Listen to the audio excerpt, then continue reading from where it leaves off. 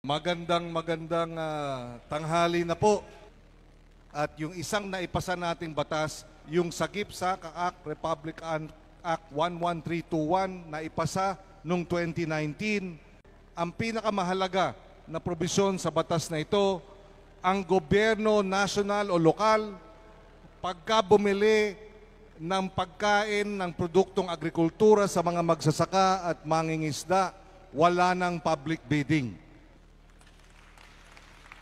Kaya, pag bumili direkta sa magsasaka, sa tamang presyo, hindi binabarat, mas lalong maengganyo ang ating mga magsasakang magtanim. Yung mga tiwangwang na lupa, hindi na nila papabayaan dahil alam nila nariyan ng gobyerno bibilin sa tamang presyo. Kaya ma'am, ibibigay ko po sa inyo yung RA 11321 sa Sagip-Saka Act. Ito po, ayan.